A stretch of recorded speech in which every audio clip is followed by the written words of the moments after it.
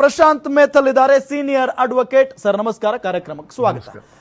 ಇದು ಕೋರ್ಟ್ನ ವಿಚಾರ ಆಗಿರೋದ್ರಿಂದ ನಾನು ಪ್ರಶಾಂತ್ ಮೇಥಲ್ ಅವರಿಂದನೇ ಕಾರ್ಯಕ್ರಮ ಆರಂಭ ಮಾಡ್ತೀನಿ. ಸರ್, ಇದರ ಬಗ್ಗೆ ಮೊದಲಿಗೆ ಏನ್ ಹೇಳ್ತೀರಿ? ಯಾಕೆಂತಂದ್ರೆ ಇದು ಇಡೀ ದೇಶಾದ್ಯಂತ ಇರುವಂತಹ ಸಮಸ್ಯೆ. ಸುಪ್ರೀಂ ಕೋರ್ಟ್ ಇದಕ್ಕೆ ಒಂದು ಬ್ರೇಕ್ ಹಾಕುವಂತ ಕೆಲಸ ಮಾಡಿದೆಯಾ?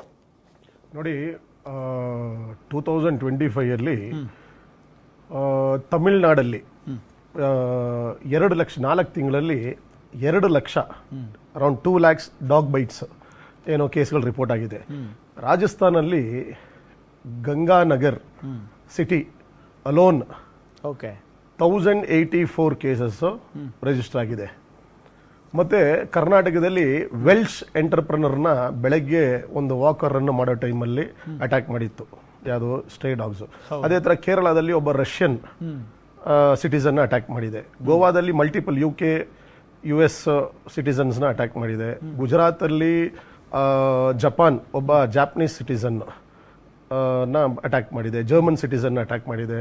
ಮತ್ತೆ ಸಿಂಗಪೂರಿಯನ್ ಸಿಟಿಸನ್ ಅಟ್ಯಾಕ್ ಮಾಡಿದೆ. ಈ ತರ ಹಲವಾರು ಫಾರಿನರ್ಸ್ ನಾನು ಇದರಲ್ಲಿ ನೋಡಿ, ಸ್ಟ್ಯಾಂಡರ್ಡ್ ಆಪರೇಟಿಂಗ್ ಪ್ರೊಸೀಜರ್ ಅಂತ ಒಂದಿದೆ, SOP ಇದೆ. ಏನು, all India animal welfare board ಅಲ್ಲಿ SOPs ಇದೆ. ಆ SOP ಏನಂತ ಹೇಳುತ್ತೆ, ಎಲ್ಲ municipalities, all municipalities across the country has to vaccinate,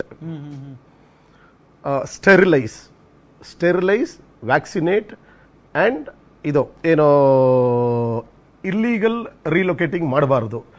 and feeding ಏನೋ ಇನ್ ಡೆಸಿಗ್ನೇಟೆಡ್ ಝೋನ್ಸ್ ಅಂತ ಹೇಳಿ ಇದೆ, ಏನೋ ಪಾಪ್ಯುಲೇಷನ್ ಕಂಟ್ರೋಲ್ ಮಾಡೋಕೆ. ಯಾವುದೋ ಈ ಬೀದಿ ನಾಯಿಗಳದು. ಈಗ ನಾವು ನಾಯಿ ಅಂತಾನು ಹೇಳಂಗಿಲ್ಲ. ಈಗ ನಾಯಿ ಅಂತ ಹೇಳಿದ್ರೆ ಡಾಗ್ ಲವರ್ಸು ಏನೋ ಕೋಪ ಮಾಡ್ಕೋತಾರೆ.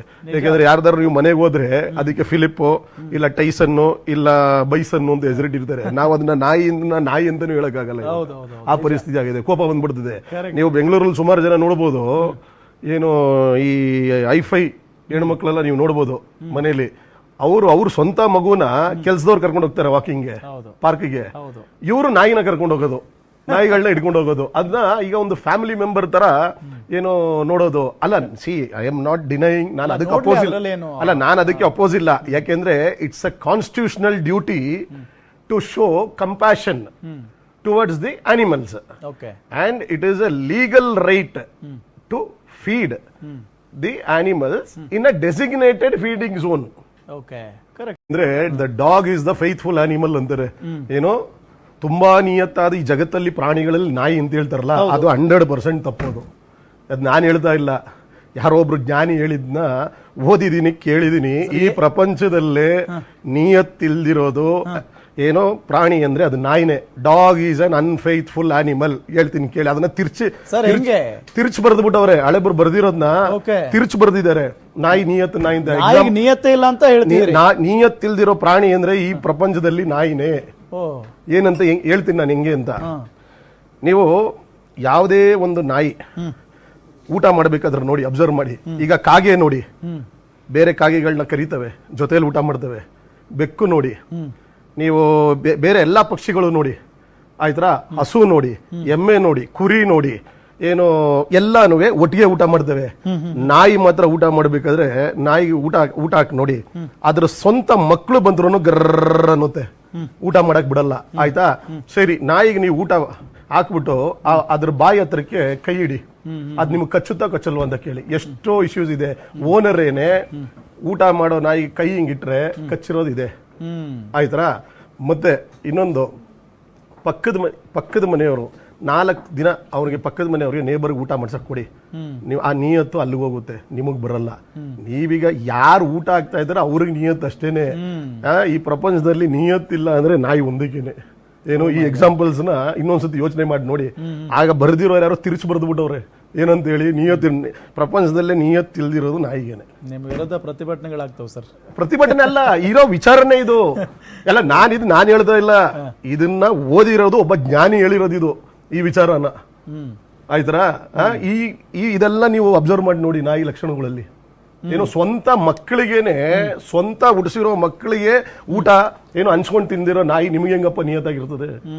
ಪ್ರಶಾಂತ್ ಸರ್, ಒಂದಿಷ್ಟು ಒಳ್ಳೆ ನಾಯಿಗಳು ಅಂದ್ರೆ ಈಗ ಸಹಜವಾಗಿ ಏನೋ ಒಂದು ಕೋಪ ಬರುತ್ತೆ, ಕಚ್ಚಿಬಿಡ್ತವೆ. ಸೊ ಅಂತ ನಾಯಿಗಳ ವಿರುದ್ಧ ಏನ್ ಕ್ರಮ ಆಗುತ್ತೆ ಹಾಗಾದ್ರೆ? ಇವೆಲ್ಲ ಸರಿ ಇರಲ್ಲ ಹಾಗಾದ್ರೆ. ಈಗ ರೇಬಿಸ್ ಇರುತ್ತೆ, ಯಾವ್ದೋ ಒಂದು ಕಾಯಿಲೆಯಿಂದ ಬಳಲ್ತಾ ಇರ್ತವೆ, ಇದಕ್ಕೆಲ್ಲ ಕ್ರಮ ಆಯ್ತು, ಮುಂದೆ ಹೆಂಗೆ ಸರ್? ನಾಯಿಗಳಲ್ಲಿ ಬೇರೆ ಬೇರೆ ತರ ನಾಯಿ ಅನ್ನೋದೇನಿಲ್ಲ.